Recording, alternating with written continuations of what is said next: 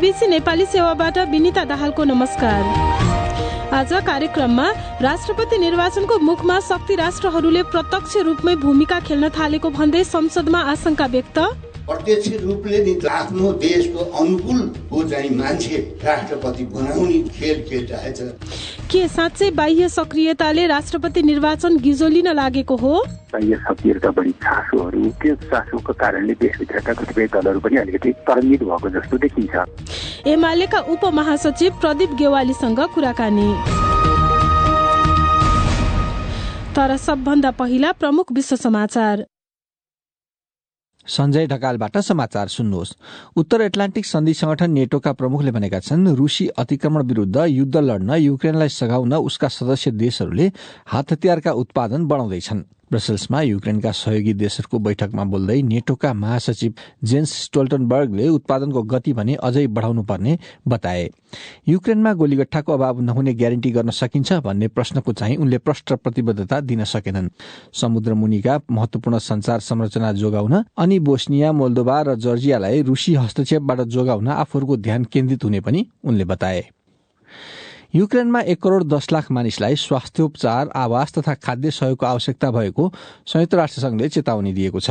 रूससँगको युद्ध दोस्रो वर्षमा पुग्दै गर्दा राष्ट्रसंघले उसको मानवीय सहयोग सम्बन्धी निकाय तथा शरणार्थी सम्बन्धी उच्चायुक्तको कार्यालयका निम्ति मद्दतको अपील गरेको छ। छिमेकी देशहरूमा शरण लिन पुगेका 40 लाख भन्दा धेरै शरणार्थीका निम्ति समेत पैसा आवश्यक परेको उसले बताएको छ। राष्ट्रसंघका शरणार्थी सम्बन्धी उच्चायुक्त फिलिपो ग्रान्डीले भने, यो अपील 10 वटा देशलाई मद्दत गर्न चाहिएको हो जसले यी कामहरू गरिरहेका छन्। ती हुन् बल्गेरिया, चेक Republic, Estonia, Hungary, Latvia, Lithuania, Moldova, Poland, Romania र स्लोभाकिया। राष्ट्रसंघका शरणार्थी सम्बन्धी उच्चायुक्त फिलिपो ग्रान्डी रूस बाहिर रहेका उसका खोसिएका सम्पत्तिको युक्रेन पुनर्निर्माणमा प्रयोग गर्ने सम्बन्धी एक प्रस्तावलाई युरोपेली युनियनले खडा गरेको एक कार्यदलले अध्ययन गर्ने भएको छ। रूसी केन्द्रीय ब्याङ्कका रोक्का गरिएका कोष तथा प्रतिबन्धमा परेका धनाढ्य रूसीहरूका घर तथा विलासी जहाजहरू बेचेर आउने रकम त्यसरी प्रयोग गर्ने बारे उसले सोच विचार गर्नेछ। उक्त कदमलाई स्विडेनका प्रधानमन्त्रीले समर्थन गरेका छन्। युक्रेन पुनर्निर्माणको खर्च रूसी करदाताहरूले बेहोर्नुपर्ने उनले बताए। गृहयुद्धबाट भागेर टर्कीमा शरण लिइरहेका हजारौं सिरियालीहरू गत साताका भूकम्प पश्चात सिरिया नै फर्कन सीमा नाकाहरूमा एकत्रित भइरहेका छन्। टर्कीले उनीहरूलाई 3 देखि 6 महिनाभित्र फेरि आउन दिने बताएका विवरण पश्चात उनीहरू देश फर्कन लागेका हुन्। भूकम्पपछि टर्कीमा पनि बासको ठेगान नभएकाले देश फर्कन लागेको उनीहरूले बताएका छन्। टर्कीमा 40 लाख भन्दा धेरै सिरियाली शरणार्थीहरू छन्। गत साताका भूकम्पपछि टर्की र सिरियामा मारिनेहरूको संख्या 41,000 नआएको छ। लिबियाको तटपारी डुङ्गा पल्टँदा त्यसमा सवार कम्तीमा 73 जना आप्रवासीहरू हराइरहेको र उनीहरूको मृत्यु भएको हुन सक्ने ठानिएको छ। अन्तर्राष्ट्रिय आप्रवासी संगठनका अनुसार मंगलबार भएको सो दुर्घटनामा परेका मध्ये केवल 7 जनाले मात्र पौडिएर तटमा फर्कन सकेका थिए। उनीहरू युरोपतर्फ जान खोज्दै थिए। यसबीच अमेरिका जाने आशमा रहेका आप्रवासीहरू सवार एक बस पनामामा पल्टदा 30 जना भन्दा धेरैको ज्यान गएको छ। र 5 वर्ष अगाडि बाढी पसेको गुफाबाट नाटकीय ढंगबाट उद्धार गरिएका 12 मध्येका एकजना थाई किशोरको ब्रिटेनमा निधन भएको छ। 17 वर्षीय ती किशोर युकेमा एक फुटबल एकाडेमीमा घाइते भएका थिए। आइतबार त्यहाँको डर्मिटरीमा उनी बेहोस हालतमा भेटिएका थिए। उनको मृत्युको यकिन कारण थाहा भएको छैन। तपाईँ बीबीसी नेपाली सेवा सुनिरहनु भएको छ।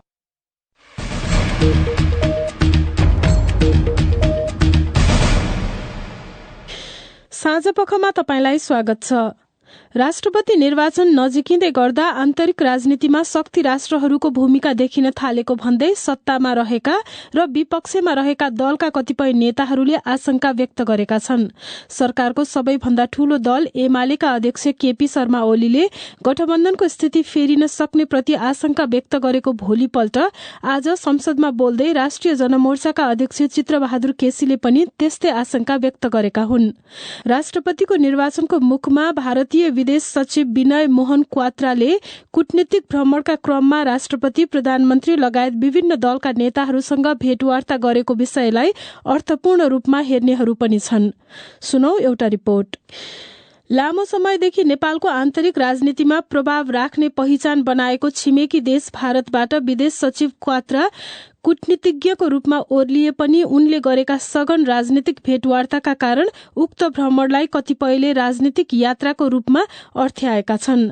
आउँदो राष्ट्रपति चुनावका कारण वर्तमान सत्ता गठबन्धनभित्र पनि विवाद बढ्ने अनुमानका माझ क्वात्राले भ्रमण सकेर फर्किएका छन्। जनमोर्चाका सांसद केसीले प्रतिनिधि सभाको बैठकमा बोल्दा विदेश सचिवको भ्रमण आसन्न राष्ट्रपतिको चुनावसँग सम्बन्धित रहेको आशंका व्यक्त गरे।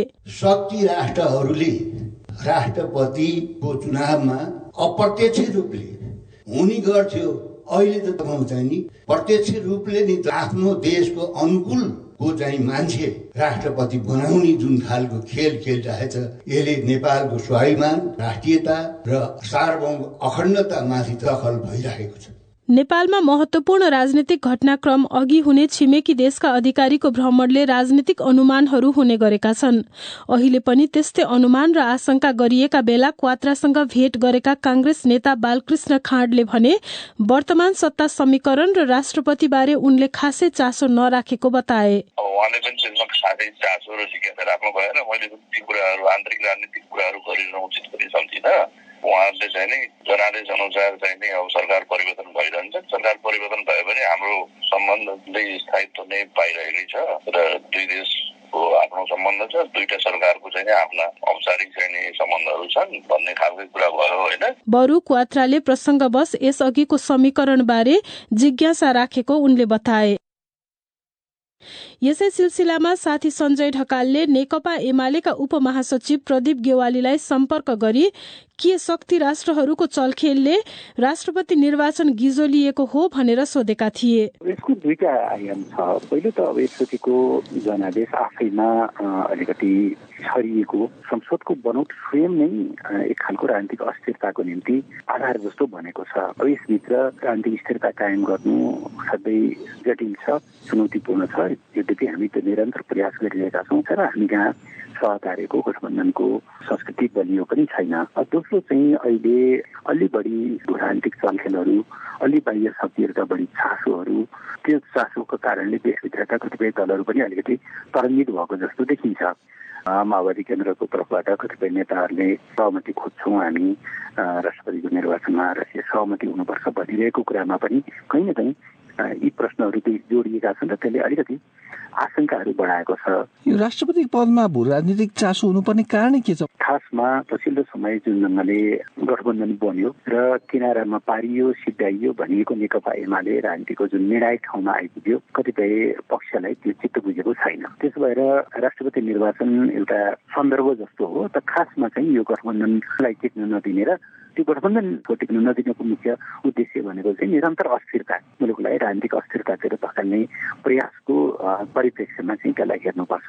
दोस्रो, अब राष्ट्रपति संस्था संवैधानिक हो, उसको कार्यकारी अधिकार हुँदैन, तर पनि संविधानको रक्षक र पालनकर्ता हुनुको नाताले केही न केही भूमिका त हुन्छ। त्यस कारणले पनि कतिपयको चासो देखिएको हुन सक्छ। यस्तो षड्यन्त्र यदि हो भने त्यसलाई चिर्नको लागि चाहिँ के कस्ता उपाय हुन सक्छन्? जस्तो अब एमाले र कांग्रेस मिलियो भने कतिपय कुरा सल्टिन्थ्यो होला, त्यस्ता विषयमा चाहिँ छलफल हुने गरेको छैन? अब हामीले नेपाली कांग्रेससँग यो निर्वाचन सकिने बित्तिकै जस्तो खालको जनादेश आयो, नेपाली कांग्रेससँग अलिकति नयाँ ढङ्गले हाम्रा सम्बन्धहरूलाई अलिकति निकट बनाएर लैजाउँ भनेर औपचारिक प्रस्ताव राखेका हौँ। तर त्यति बेला कांग्रेस एमालेलाई पुरै निषेध गरेर जाने मनस्थितिमा थियो। उहाँहरूले त्यसलाई गम्भीरतापूर्वक सुन्न तयार हुनु भएन।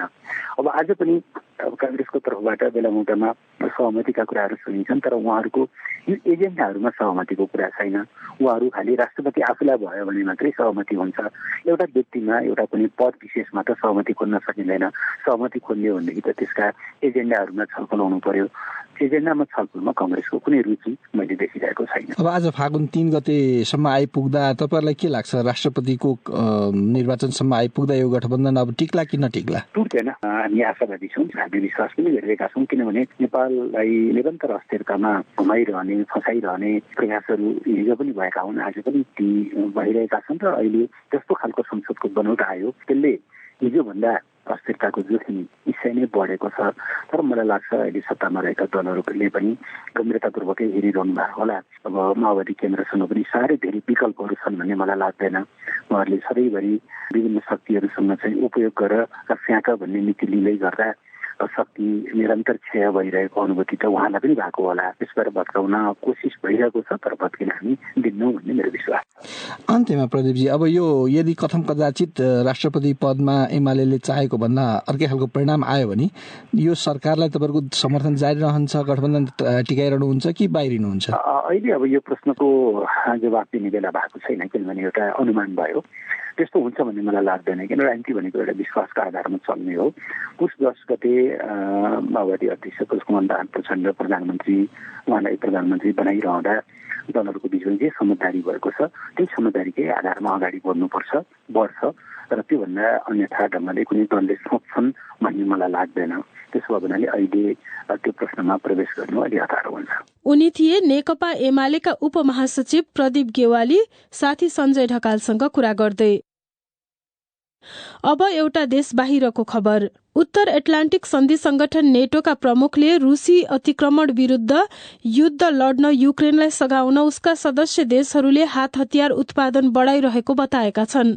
उक्त संगठनका कैयौं सदस्य राष्ट्रहरूले युक्रेनलाई रूसी आक्रमणको सामना गर्नका लागि ट्याङ्कदेखि क्षेप्यास्त्र उपलब्ध गराइरहेका छन्। बीबीसी विवरणहरूमा आधारित यो रिपोर्ट सुनौ सञ्जीव गिरीबाट। ब्रसल्समा युक्रेनका सहयोगी देशहरूको बैठकमा बोल्दै नेटोका महासचिव जेन्स स्टोल्टनबर्गले हतियार उत्पादनको गति भने अझै बढ़ाउनु पर्ने बताए। रूसी आक्रमणको सामना गरिरहेको युक्रेनमा गोलीगट्टा अभाव नहुने कुराको प्रत्याभूति दिन सकिन्छ भन्ने प्रश्नमा भने उनले प्रतिबद्धता जनाउन सकेनन्। उत्तर एटलान्टिक सन्धि संगठन नेटो एक रक्षात्मक सैन्य गठबन्धन हो। सन् 1949 मा अमेरिका, युके, क्यानाडा र फ्रान्स लगायतका 12 राष्ट्रले उक्त संगठन स्थापना गरेका थिए। हालसम्म युक्रेनलाई अमेरिकाले 31 वटा एब्राम्स ट्याङ्क, युकेले 12 वटा च्यालेन्जर 2 ट्याङ्क, जर्मनीले 14 र नर्वेले 8 वटा लेपर्ड 2 ट्याङ्क उपलब्ध गराएका छन्। त्यस्तै अमेरिका र युकेले लामो दूरीमा प्रहार गर्न सकिने क्षेप्यास्त्रहरू पनि युक्रेनलाई उपलब्ध गराएका छन्। यसैबीच युक्रेनमा 1 करोड़ 10 लाख मानिसलाई स्वास्थ्योपचार, आवास तथा खाद्य सहयोगको आवश्यकता भएको संयुक्त राष्ट्रसंघले चेतावनी दिएको छ। अब आजको अन्तिम विषय। बाराको जमुनी सिंचाई योजनाको तटबन्ध समयमा निर्माण हुन नसक्दा आफूहरू मर्कामा परेको किसानहरूले बताएका छन्। मुआब्जा वितरण हुन नसक्दा र विभिन्न अवरोधका कारण निर्माण शुरू भएको 4 वर्षमा पनि योजना सम्पन्न हुन सकेको छैन। वीरगंजबाट माधुरी महतोको यो रिपोर्ट। जमुनी खोलाबाट निकालिने नहरको पानी ड्यामबाट करिब 500 मिटर दक्षिणमा रहेको गण्डक नहरमा झार्ने योजना छ। उक्त आयोजनामा झण्डै 30 करोड़ रूपैयाँ खर्च भइसक्दा पनि काम पूर्ण रूपमा नहुँदा हालसम्म किसानहरू मारमा परेको बताएका छन्। बाराकी किसान जगिता देवी,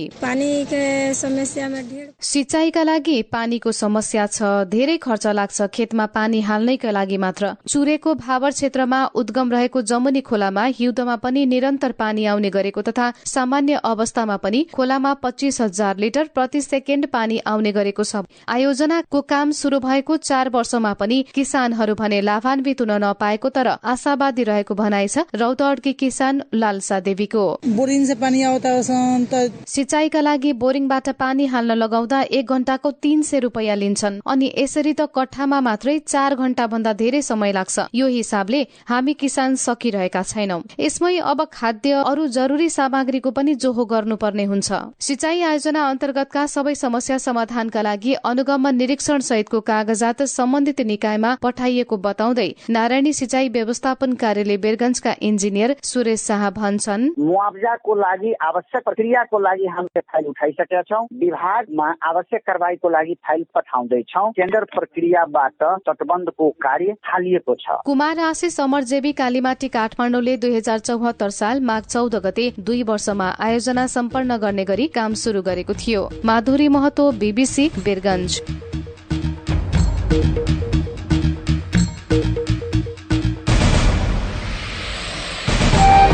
हवस् त, यसका साथै बीबीसी नेपाली सेवा यही सकिन्छ।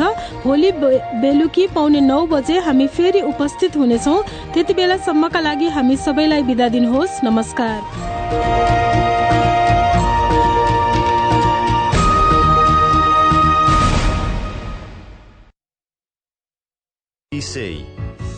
There are no programs on this channel at present. Details of all